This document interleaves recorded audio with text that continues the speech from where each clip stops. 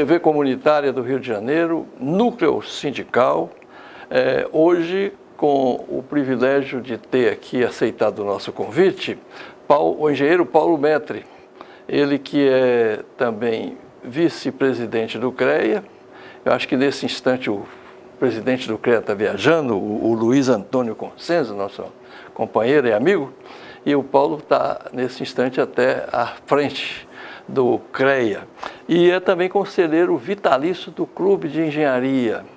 Paulo Metri, seja bem-vindo aqui aos nossos estúdios, é uma alegria. Muito obrigado, Soriano. Você é fundador da TV Comunitária, um pouquinho aqui para nossa telespectadora e telespectador da sua mensagem inicial. Prazer estar aqui com você e realmente essa TV foi uma luta grande para fundar essa TV.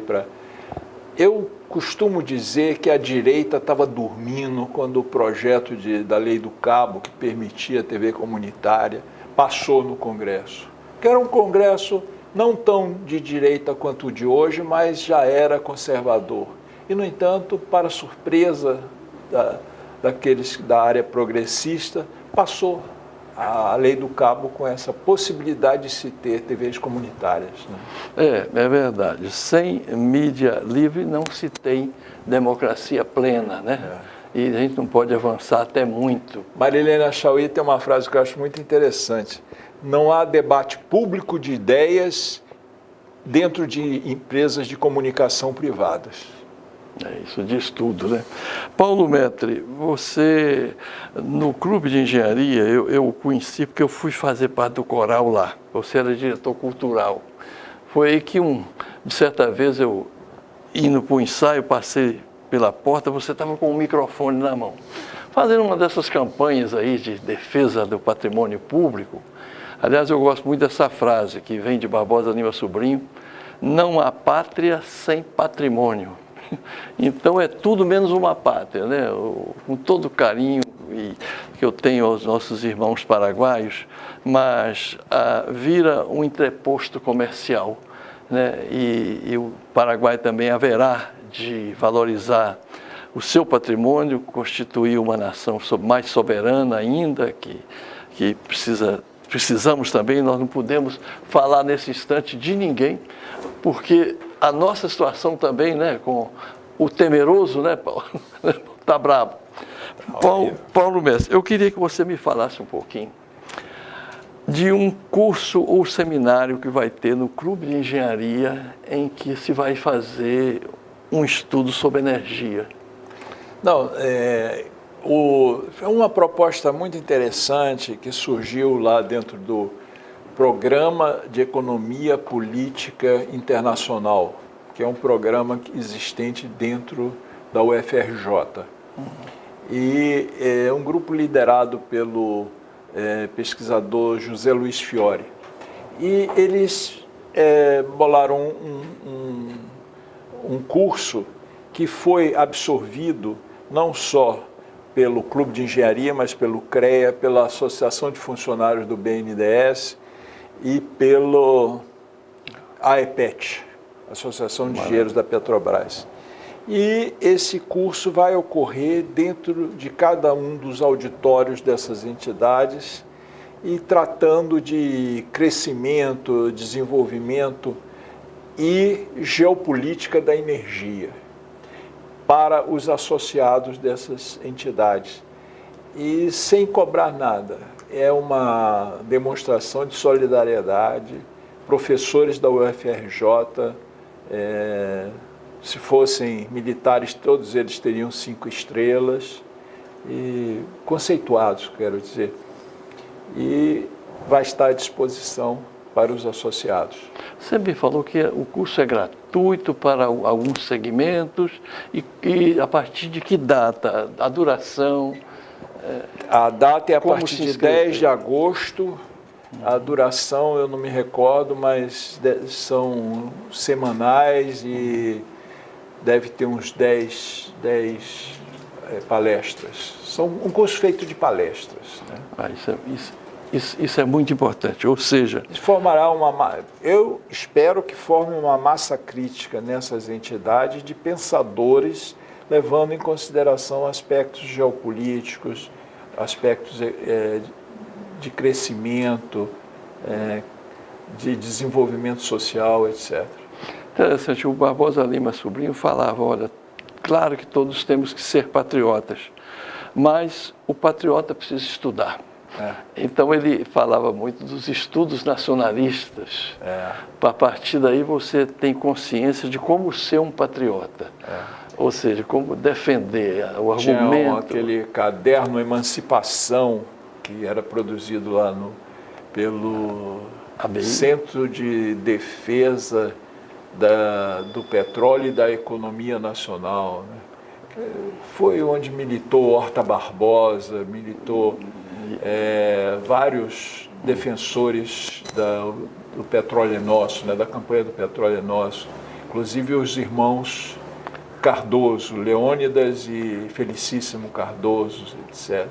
Alguns parentes até do FHC, né? O Fernando Henrique. O pai e o tio do FHC. Que, aliás, morreriam de vergonha se soubessem o que o filho dele e o sobrinho fez. Depois andou fazendo, né? E o cenário hoje, Paulo? Eu sei que o Clube de Engenharia é uma dessas trincheiras e um centro de estudo. Eu diria até que uma escola de sábios, com todo respeito. Eu tenho uma memória muito assim saudosa do ex-ministro de Aviação e Obras do João Goulart. Renato de Almeida. Hélio de Almeida. Que foi presidente um nacionalista também, preocupado com a economia nacional, com a engenharia, né? Eu queria, Paulo, você enquanto engenheiro, e claro, no CREA, na sua janela que você tem, seu observatório, falasse um pouquinho até que ponto é estranho a Lava Jato fazer uma política, desenvolver, claro que nós todos temos que combater a corrupção, mas mirar exatamente de prender os maiores empresários e não só prender, e está certo, qualquer ladrão independente da sua classe social, ele tem que ser detido no seu roubo até devolver o que tem. Mas destruir as empresas. Mas destruir as empresas. Ou seja, a engenharia nacional e a presença dela enquanto agente econômico fortíssimo, de repente isso tudo cai por terra.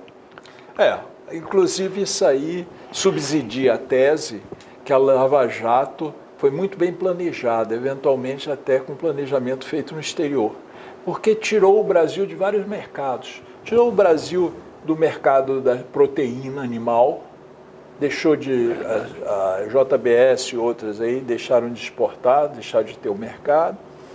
Tirou a engenharia nacional, que já estava disputando licitações no exterior, ela passou a não concorrer, deixou de existir. Deixou de existir até internamente algumas empresas. E não podia concorrer, né? A indústria de construção de navios, né? A indústria naval, ela ficou também baqueada. Nós agora estamos contratando plataformas para petróleo, para produção de petróleo, exploração e produção. Nós estamos contratando lá em Singapura, lá na China. Voltamos, né, à fase do FHC que nós comprávamos externamente. Por quê? Porque é a visão desse governo. Esse governo não tem amor à empresa nacional. Se por acaso conteúdo nacional é um palavrão, forçar o conteúdo nacional, para que isso? Isso é bem neoliberal, entreguista, porque você, com o argumento de comprar onde é mais barato aquele bem, você está certo, você traz o bem a preço menor. Mas, em compensação, você está comprando dentro do país, você vai gerar emprego dentro do país. Cada fabricação de uma plataforma dentro do país, várias outras indústrias adjacentes vão ser beneficiadas, porque os componentes, as peças intermediárias vão ser compradas localmente. Então, ativa a economia. A compra de... Tem um dado que eu acho interessante. Quando descobriram o pré-sal, houve uma palestra do Guilherme Estrela em que ele projetava a quantidade de navios FPSO que irão ser necessários, a quantidade de sondas, quantidade, tudo, e baseado na realidade, na perspectiva que se tinha então. E com esse manancial de encomendas, um amigo meu virou-se e disse assim, isso aí dá para fazer um novo Plano Nacional de Desenvolvimento. Ia catapultar a economia nacional. Isso ia empurrar a economia nacional para frente. Mas não. Fizeram tudo para destruir a própria Petrobras, que eu estava esquecendo. É um dos alvos maiores, talvez, ainda antes da Petrobras, Paulo, deixa eu falar ao telespectador, o Guilherme Estrela foi geólogo da Petrobras, diretor, também foi superintendente do SEMPES, né? E foi ele que, no seu poder, então, de gestão como gerencial, que autorizou perfurar realmente o primeiro poço no pré-sal, que deva ter custado alguma coisa tipo 200 milhões de dólares. Só a Petrobras teria esta condição e já o segundo vem ficando pela metade do preço e etc. e tal. Então é bom fazer esse resgate desse grande brasileiro que revoluciona, né, aqui no Brasil a presença da Petrobras. Ele não gosta muito não, mas eu escrevi um texto que era uma série de textos, né? E eu comecei com um texto dedicado a ele, que eu chamo ele de herói nacional. Cada um desses textos seria dedicado a um herói nacional. Mas ele foi um herói nacional e um herói vivo. Por isso tudo que você está falando, porque ele tem um sentido de brasilidade, ele quis preservar poços de petróleo praticamente conhecidos. No sexto leilão, se não me falha a memória, que ele tinha recém entrado na Petrobras, em que ele pediu permissão para concorrer. Sim. E aí ganhou vários blocos e resgatou blocos que as multinacionais estavam todas para tomá-las. Deixa eu falar uma coisa, claro.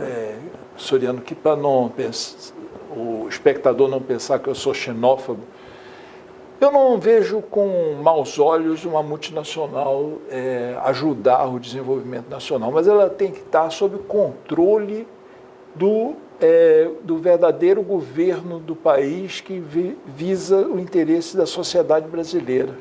Então é um governo que vai forçar a multinacional a comprar no país, a desenvolver tecnologia no país, enfim. Inclusive aporte de recursos para investir junto com a Petrobras, se por acaso a Petrobras estiver numa fase em que ela requerer mais capital para ajudar nos investimentos. É claro que nós temos que dar prioridade para a Petrobras. Se nós tivermos blocos com grande probabilidade de ocorrência de petróleo, vamos dar para a Petrobras, é claro. Por quê? Porque a Petrobras... Primeiro, porque petróleo dá hiperlucro, dá muito lucro. Haja visto as guerras, as deposições de mandatários e assassinatos que são feitos no mundo por causa do petróleo. Então, como tem muito lucro, esse lucro é da sociedade brasileira. Vamos criar canais para esse lucro migrar para a sociedade, venha beneficiar a sociedade. E não é com a multinacional que a gente vai fazer isso. A multinacional tem que estar com um cabresto curto, tem que estar sobre vigilância. E a Petrobras pode ser uma agente da sociedade primordial nesse objetivo de transferir bem-estar para a sociedade brasileira. Olha, você me permite eu também entrar no meu economês em cima do seu engenheirês. Você falava da importância do conteúdo nacional e falava das empresas que nascerão adjacentes àquelas, né? Por exemplo, a Petrobras precisa de encomendar aqui sondas e outras coisas mais. Mas isso gera também uma coisa chamada efeito renda. E o efeito renda produz outros empregos, claro, fora especificamente da área de petróleo, claro, que enriquece o país. Claro. Né? Então, o efeito renda vai produzir também a ocupação, né? Postos de trabalho, lá no dono do restaurante, no cara que vai precisar vestir um terno, e por aí afora, né? O efeito cascata disso. E outro aspecto que eu gosto muito de colocar também é o seguinte, é que quando você produz petróleo no Brasil, Paulo, você enriqueça isso por mim, você está evitando de comprar lá fora. Agora a gente está comprando gasolina no exterior. Claro, não, fruto dessa política. Eu queria que você falasse um pouquinho. Se a gente for descrever aqui, desculpa. Sobre o golpe, então, foi impeachment ou foi um golpe muito bem conspirado? Foi golpe. Eu não perderia tempo. É golpe, pronto, está acabado. Desculpa. É isso mesmo. Mas tá. O outro tema que você falou... O outro tema é as privatizações, as vendas de ativos da Petrobras. E se a gente não fosse produzir esse petróleo que consumimos aqui, onde é que a gente ia arranjar divisas para comprar esse petróleo? Está certo. Como iríamos nos endividar, né? O Temer e o parente fizeram uma destruição completa no setor de petróleo.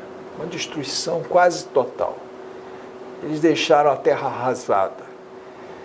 Para consertar isso, nós precisávamos mudar várias leis que eles fizeram. Então, a Petrobras tem direito, sim, a ser operadora única do pré-sal. A Petrobras tem direito a ter 30% de qualquer consórcio do pré-sal. Tudo isso foi derrubado pelo Temer e pelo parente.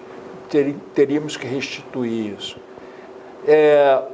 Voltar a ter como critério de avaliação das ofertas das empresas com relação aos leilões o conteúdo nacional. O conteúdo nacional é importante, tem que ter um conteúdo nacional mínimo que seja razoável, não botar ele lá embaixo.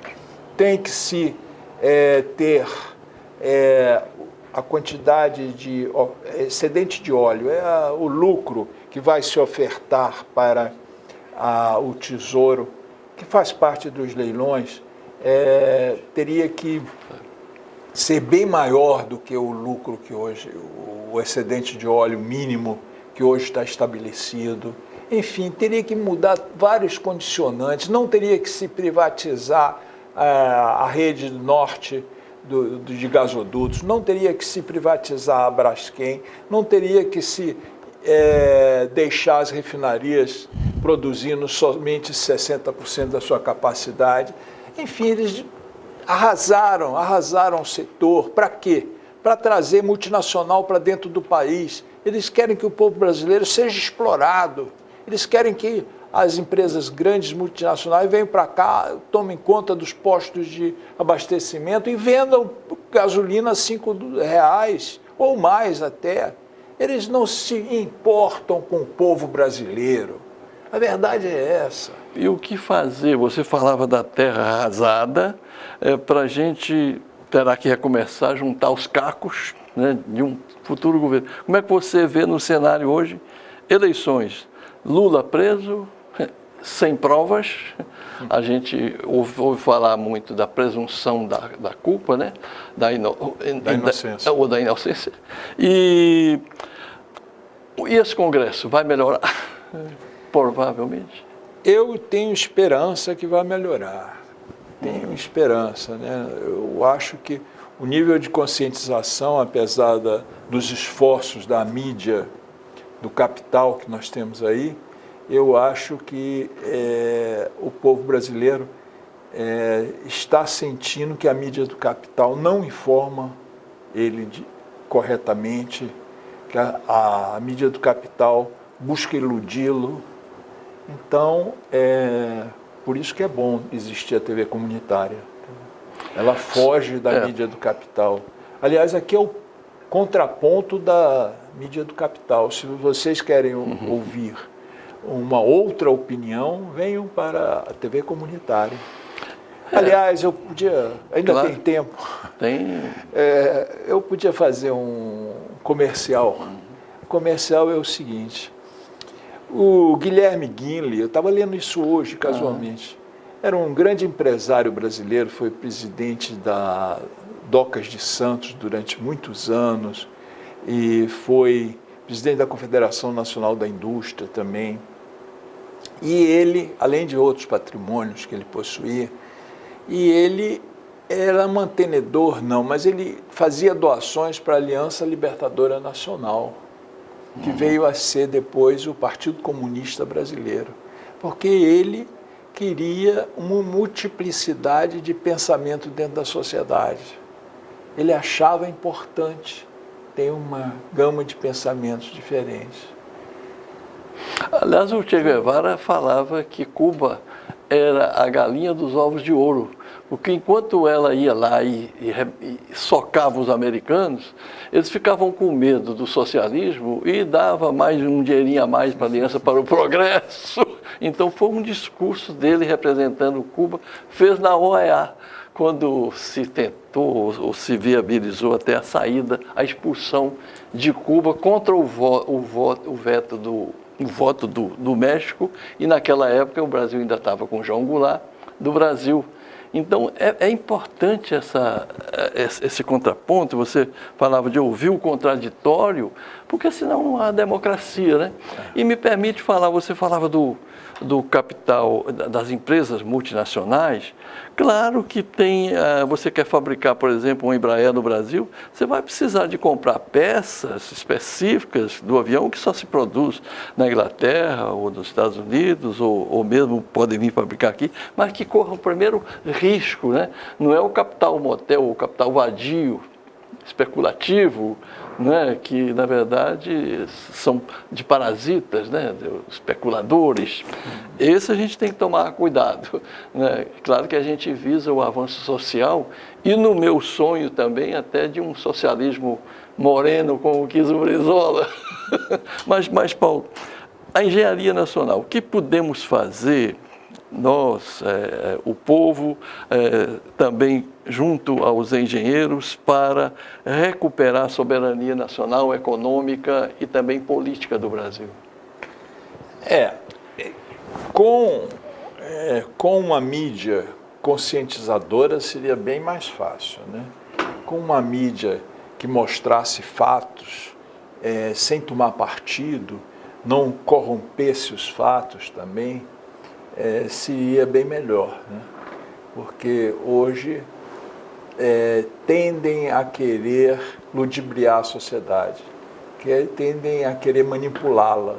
Aliás, aquele carro do carnavalesco que tinha uma mão controlando o cidadão comum, aquele foi bem representativo, né?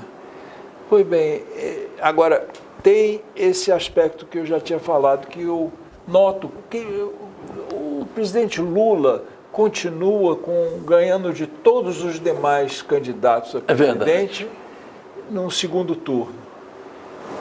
Mas toda a mídia combate o presidente Lula e a população continua querendo ele. Então a população está se informando de outra forma, está duvidando das informações que são permitidas pela grande mídia, a mídia do capital. Sobre a presunção da culpa, eu diria que você, telespectador e telespectadora, pergunte também, ajuda a perguntar ao juiz Moro, para ele mostrar quais são as obras que havia no apartamento que se disse de Lula sem ter comprovação nenhuma, não tem escritura, ele nunca comprou isso. Qual é o elevador privado que tem lá, que foi feita uma ocupação relâmpago pelo sem terra, E lá foi fotografado em que estado estava um triplex tripa que existe e que, na verdade, não tem nada lá de 1.500.000 reais.